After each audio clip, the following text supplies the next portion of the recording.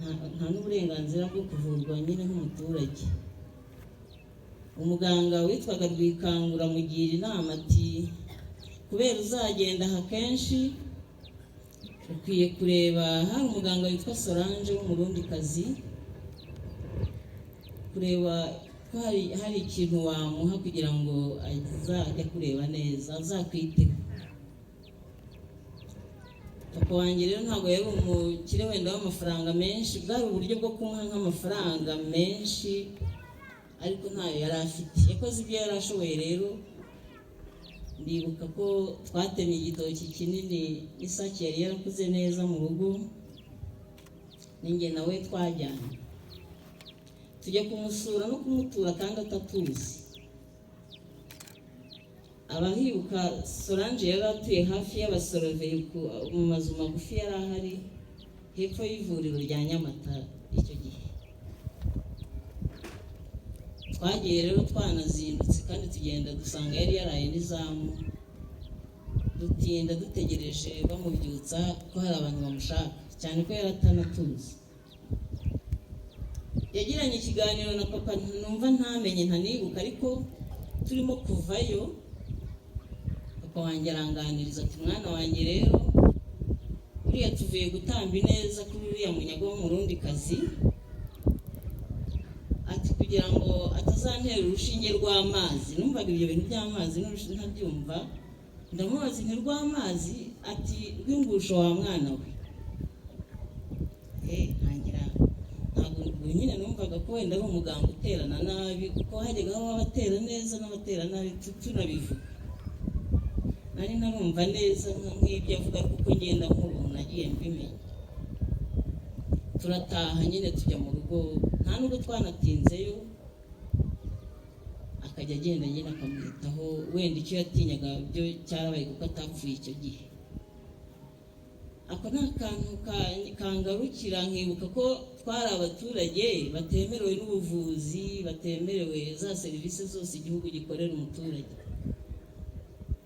Ikindi cyambayeho ntajya nibagirwa, murabizi ko 92 twarahunze hano, turahunga ibintu bisa n'igerageza rya jenoside ryarabaye, duhungira ku mashuri ya Nyamata.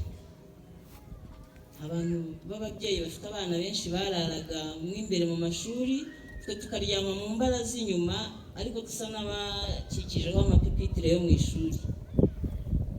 Turahaba bimara igihe tudafashwe neza, abantu bamwe wenda banyaruka bakazana ibyo guteka mu rugo, ariko nta buzima bwo mu cyaro bwari buhari. Icyo nshaka kurasaho kuvuga cyantunguye kikaba, bageze aho Nyamata bafunga amazi, tubura ahantu twanabona amazi rero yo kunywa. Ubuzima mbega budafite amazi murabwumva, ariko babikorera kugira ngo twebwe impunzi tubure uko tubaho. Umuzungu wari directrice wa Serayi yakoze uko ashoboye nyine, ajya Rwakibirizi acomeka agatiyo cyangwa agapombo, azana amazi ayatugezaho i Nyamata aho ku mashuri. Ubwo byabaye nyine nk'uyu munsi, leta ntiyabyishimirira murakarira kuko yari ayibangamiye. Ikintu nibuka rero, numva barabikoze yaraduhaye amazi nka none, ejo amatariki sinjya nyibuka cyane, nk'ejo batekereza kumwica. Urumva ibyo ntabwo twabaga tubizi, tubona twasuwe n'abasirikare benshi bitandukanye n'abajyaga bahagenda. Nanjye rero nabaye umwe mu bantu twarasuwe n'abasirikare, baduhaye no ku miceri twiririye, ariko haza bari bambaye iyi myenda y'abasirikare nakwita yo mu biro. Twebwe nyine no mu bwenge bwacu twumvaga twasuwe n'abayobozi b'abasirikare twitaweho. Umwe rero yarampamagaye, yarandembuje, mva mu bantu benshi twari turi kumwe mu rubaraza, barimo n'ababyeyi banjye n'abavandimwe n'abandi bantu batandukanye. Ndamwitaba nkahitaruye abo bantu, ambaza waturutse mu yihe segiteri muje hano? Nti ni yaha ngaha turindi uwaha. Ubwo yambwiraga ko hari umuntu ashaka kunyoboza ngo muyobore agira ngo yumve ko mpazi. Nti ndahazi. ati waba se usengera muri iyi kiliziya ko umuntu nshaka ubaye utahasengera ntabwo wamumenya. Ati wigiye batisimu? Nawe ntigiye nabatijwe ndi umwana ariko nahawe ukarisitiya byose byahanda bizi. Nari mfite ubushake bwo kumuyobora cyane ko nabonaga nyine adufitiye impuhwe.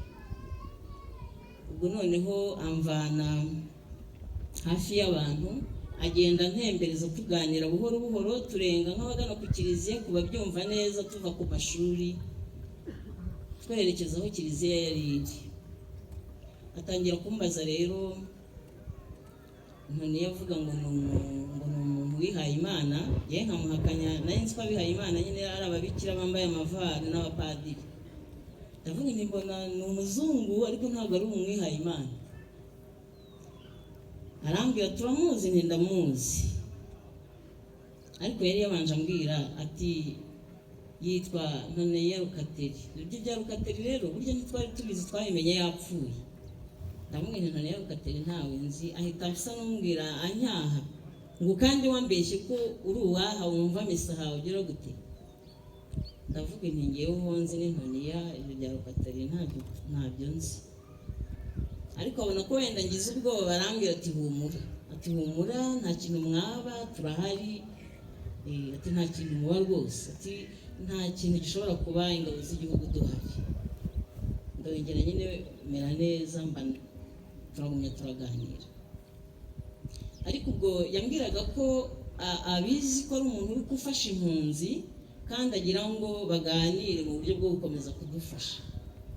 Ariko nubwo yambwiraga ngo ndamumwereka nimba muzi, ntabwo yagize ubushake ngo twinjire mu rupangu.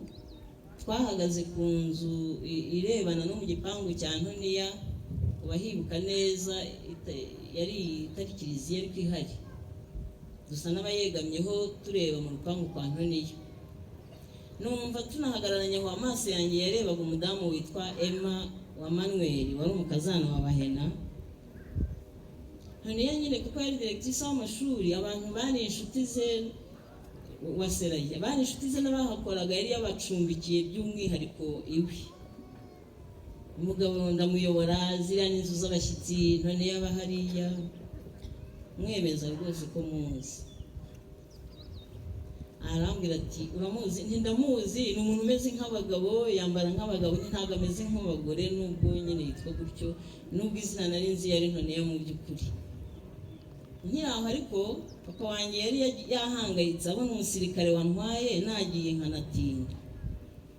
Atuma umwana wankurikiraga ngo agende ampamagare mbanguke. Ubwo nyine yaturutse nko hirya, kera twihamagariraga na kure, ahamagara cyane mukabagire we gutyo.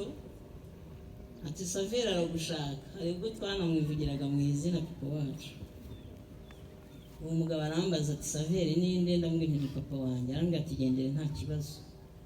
Ntabwo rero nasize babonanye, ariko namushushanyirije uko ameze ku buryo niba yaranamushatse yaramubonye. Ariko naje kugira agahinda n'ishavu ubwo twagezeje n'injoro, ba basirikare biriwe badukikije. Nababwiye n'injoro imbere hararaga ababyeyi n'abana, hanze tukaharara abantu bakiri bato n'abasore n'abagabo. Tumaze kuryama ya magereve bya biti by'amasikwe barabikokora baradukubita abantu basinziriye.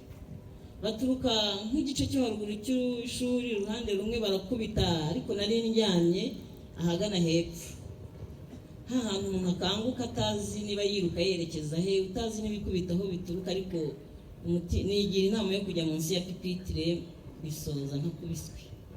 Nkabona n'abantu barabyigana binjira mu nzu bose bagakubitwa. Tukiri muri ako kavuyo dusakuza, induru zivuga, twumva imbunda. Kandi nubwo ibintu bibi byagiye biba, kari gake cyane kumva imbunda umuturage yari atayimenyereye. Imbunda ivugira hafi yacu, noneho induru ziravuga, twumva intambara irabaye, ibintu biracitse.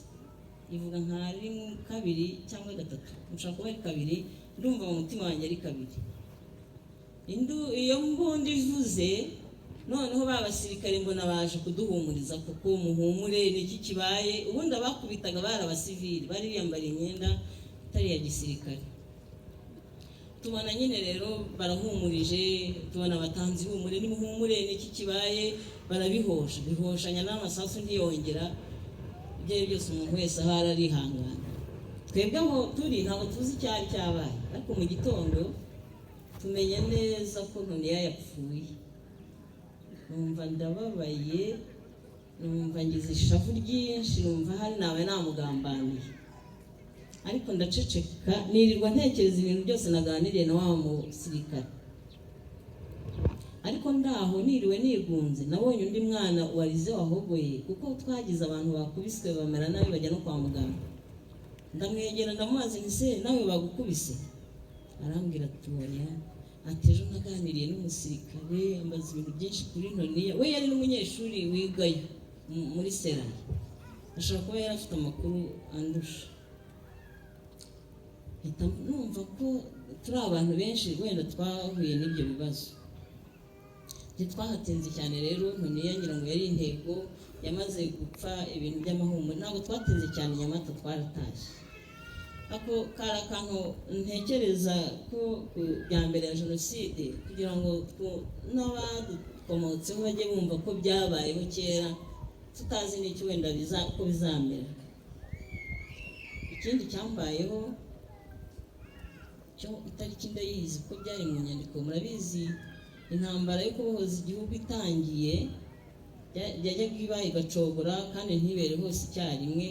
Hano haje kubaho kugera tujya i Kigali dufite amaresepasi. Agapapuro ka resepasi kageraga iminsi 30. Akange nanjye nari ngafite